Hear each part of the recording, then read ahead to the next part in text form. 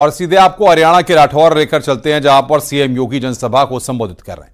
आस्था के साथ खिलवाड़ करना उसके लिए से लगता था जैसे उसका जन्मसिद्ध अधिकार हो गया हो, और इसीलिए तो राम मंदिर के मार्ग में बाधा बनती रही।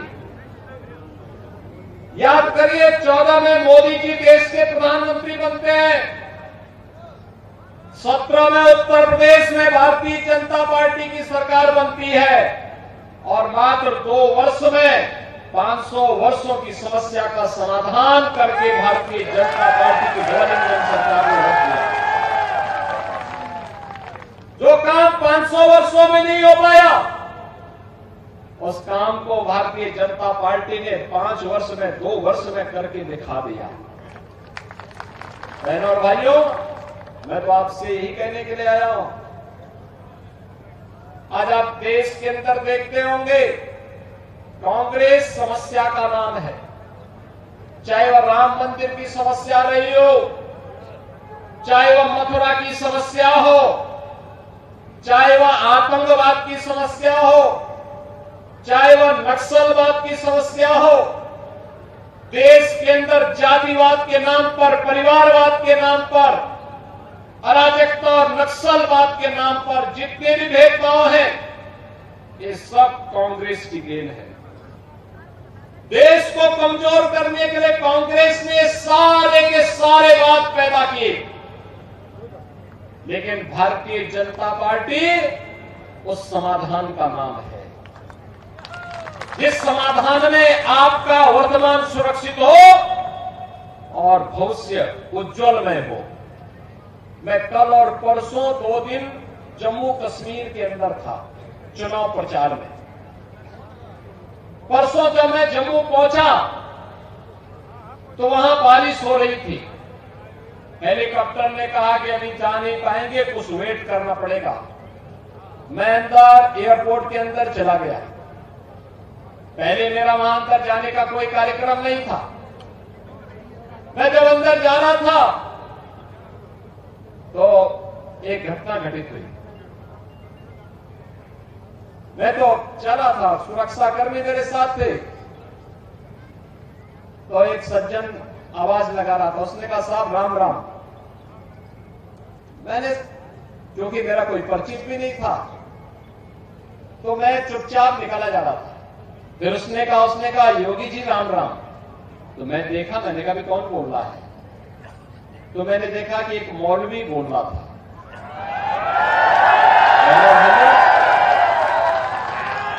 मुझे एहसास हो गया ये आर्टिकल 370 हटने का इंपैक्ट है, और अब ये समझ में आ रहा है कि अगर हम बटे नहीं होते ना, तो न राम मंदिर टूटता, न जन्मभूमि, कृष्ण जन्मभूमि पर कोई दूसरा गुलामी का ढांचा खड़ा होता, और नहीं देश को गुलाम होना पड़ता, कभी नहीं होता।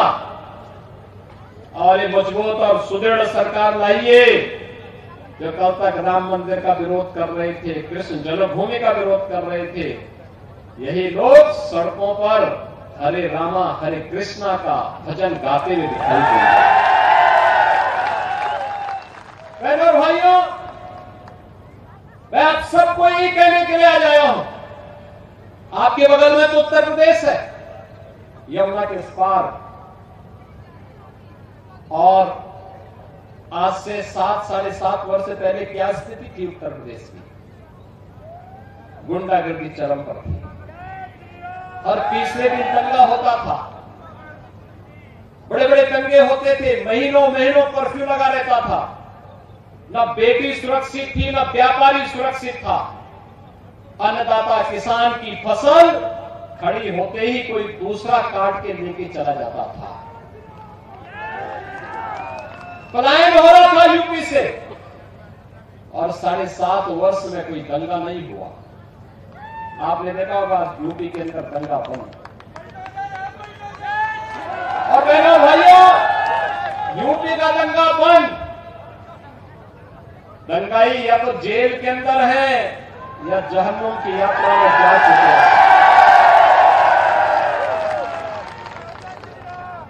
बाकी दूसरा कुछ भी नहीं है।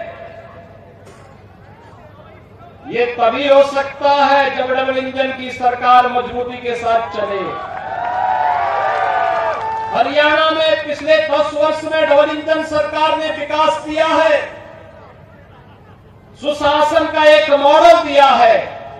कांग्रेस जिसने माफिया को यहां पर पनपाने का काम किया था, माफिया राज हर हाल में दिया था। संगठित अपराध में लिप्त माफिया रहे हो, खनन माफिया रहे हो, भू माफिया रहे हो, पशु माफिया रहे हो, वन माफिया रहे हो, कौन ऐसा माफिया है जिसका ठप्पा कांग्रेस के ऊपर न लगा हो? बहनों और भाइयों, इस माफिया राज से मुक्ति चाहिए तो भारतीय जनता पार्टी एकमात्र विकल्प है, एकमात्र विकल्प है। भारतीय जनता पार्टी एकमात्र विकल्प है। अगर भारतीय जनता पार्टी, आने दो भाई, सचिव को आने दो, आने दो। बहनों भाइयों, अगर भारतीय जनता पार्टी है तो आपकी आस्था का सम्मान है। भारतीय जनता पार्टी है तो सुरक्षा की गारंटी है। भारतीय जनता पार्टी है तो विकास की गारंटी है। भारतीय जनता पार्टी है तो रोजगार की गारंटी है। भारतीय जनता पार्टी है तो गरीब कल्याण की गारंटी है। याद करिए, पाकिस्तान में लोग 1 जून रोटी के लिए तरस रहे हैं और भारत 80 करोड़ लोगों को फ्री में राशन की सुविधा का लाभ दे रहा है। वहां पे एक एक व्यक्ति तड़प तड़प करके मर रहा है और भारत 60 करोड़ लोगों को 5 लाख रुपए की आयुष्मान भारत की सुविधा का लाभ दे रहा है। पाकिस्तान में लोग भूखों मर रहे हैं, आतंकवाद से मर रहे हैं। भारत के अंदर हर व्यक्ति को सुरक्षा भी है, सम्मान भी है। भारत के अंदर 12 करोड़ गरीबों के घर में शौचालय बन गए। 12 करोड़ गरीबों को, 12 करोड़ अन्नदाता किसानों को किसान सम्मान निधि का लाभ मिल गया है। 10 करोड़ गरीबों के घर में उज्ज्वला योजना की रसोई गैस का सिलेंडर आ गया है। 4 करोड़ गरीबों के मकान बन गए हैं। विकास और लोक कल्याण का एक कार्यक्रम केवल यहीं पे रुका नहीं है।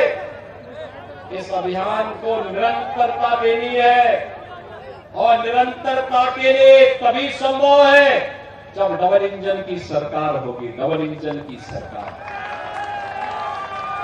मैं आपको धन्यवाद दूंगा कि आपने लोकसभा चुनाव में श्री नवीन जिंदल जी को चुनाव जिता करके भेजा है। आज वे आपके लोकप्रिय सांसद हैं। बहनों और भाइयों, नवीन जी 2004 से 14 तक हम लोग साथ साथ संसद में थे और मैंने इनका कार्य देखा नजदीक से। कितनी संजीदगी के साथ कार्य करने वाले हैं। इन्होंने पूरी मजबूती के साथ कार्य किया। भारत के आन बान और शान की लड़ाई, तिरंगा के लिए इन्होंने सुप्रीम कोर्ट तक लड़ाई लड़ी थी और कहा था कि हर व्यक्ति को तिरंगा लगाने का अधिकार मिलना चाहिए।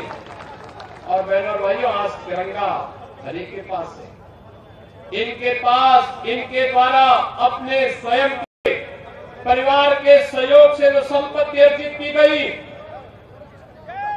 परिश्रम से संपत्ति अर्जित की गई, लोक कल्याण के कार्यक्रमों को अनेक जगहों पर स्वास्थ्य के लिए, शिक्षा के लिए, स्पोर्ट्स के लिए अनेक कार्यक्रम इनके द्वारा संचालित किए गए और आज भी उसी सरलता, सहजता के साथ आज भी वे कुरुक्षेत्र संसदीय क्षेत्र के माध्यम से जनता जनार्दन की सेवा के लिए पूरी तत्परता के साथ कार्य कर रहे हैं। बहनों और भाइयों, ऐसी लोकप्रिय जोड़ी मिलना बहुत कठिन है। सांसद के रूप में श्री नवीन जिंदल जी और आने वाले विधायक के रूप में श्री श्याम सिंह राणा जी। सज्जनता, 2 जिनके कार्यों में झलक रही हो, जिनके एक एक कार्यों में झलक रही हो। कितनी सज्जनता के साथ वे कह रहे थे कि मैं प्रतिदिन 3 गांवों में भ्रमण करता था। ये चीजें दिखाती हैं कि बहनों और भाइयों, सच्चा जनप्रतिनिधि अपना सब कुछ सुख और वैभव को त्याग करके जनता जनार्दन की सेवा के लिए इसी समर्पण भाव के साथ कार्य करता है, जैसा यहां पे श्री श्याम सिंह राणा जी ने 14 से 19 के बीच में करके दिखाया है। और इसलिए बहनों और भाइयों, आज मैं आप सबसे अपील करने के लिए आया हूं, हरियाणा में फिर से ये डबल इंजन की सरकार बने। श्री नायब सिंह सैनी जी को भारतीय जनता पार्टी ने, प्रधानमंत्री मोदी जी ने आशीर्वाद देकर के हरियाणा का मुख्यमंत्री बनाया है। उनको पूरा समय आगे आने वाले समय में मिल सके, इस दृष्टि से आवश्यक है कि एक एक सीट पर भारतीय जनता पार्टी का कमल खिलता हुआ दिखाई देना चाहिए। बहनों और भाइयों, जो विकास 10 वर्षों में हुआ है कनेक्टिविटी का हरियाणा के अंदर, मेट्रो के लिए, हाईवे के लिए, एक्सप्रेसवे के लिए, यहां पर जो तमाम प्रकार की संस्थाएं खुली है, 1 डिस्ट्रिक्ट 1 मेडिकल कॉलेज का, एम्स का, IIT का, IIM का, ये सभी विकास की प्रक्रिया अनवरत बहती हुई आगे बढ़नी चाहिए। इसके लिए प्रत्येक विधानसभा क्षेत्र में भारतीय जनता पार्टी का प्रत्याशी विजयी बनकर के जाना। और इसके लिए मैं आप सबसे अपील करूंगा कि कुरुक्षेत्र संसदीय क्षेत्र से ही यहां के मुख्यमंत्री लाडवा से चुनाव लड़ रहे हैं श्री नायब सिंह सैनी जी, रादौर से चुनाव लड़ रहे हैं हमारे श्री श्याम सिंह राणा जी, शाहबाद से श्री सुभाष कलसाना जी, थानेसर से चुनाव लड़ रहे हैं श्री सुभाष सुधा जी, पिहोवास चुनाव लड़ रहे हैं जय भगवान शर्मा जी, गोहरा से चुनाव लड़ रहे हैं कुलविंद बाजीगर जी, कलावत से श्रीमती कमलेश डाड़ा जी, कैथल से श्री लीलाराम गुजर जी और पुंडरी से है श्री सतपाल जावा जी। एक से एक प्रत्याशी हैं। और बहनों और भाइयों, ये चुनाव जीतेंगे तो नवीन जिंदल जी के कार्य को और हल्का करके सहयोग करने में, विकास को आपके घर घर तक, आपके द्वार द्वार तक पहुंचाने का कार्य करेंगे, सुरक्षा और विकास का बेहतरीन मॉडल देंगे। और केवल डबल इंजन की भाजपा सरकार ही दे सकती है। और इसीलिए भारतीय जनता पार्टी की डबल इंजन की सरकार को फिर से हरियाणा के अंदर लाने के लिए इस विधानसभा क्षेत्र के साथ साथ कुरुक्षेत्र संसदीय क्षेत्र के सभी 9 की 9 विधानसभा क्षेत्रों पर कमल खिलाने की अपील आप सबसे मैं करता हूं। आप कमल खिलाने में योगदान देंगे, सभी लोग योगदान देंगे, सभी लोग सहमत हैं। श्याम सिंह राणा जी भारी बहुमत से विजयी बनेंगे तो मेरे साथ बोलेंगे, भारत माता की, भारत माता की, भारत माता की जय श्री राम, जय जय श्री राम।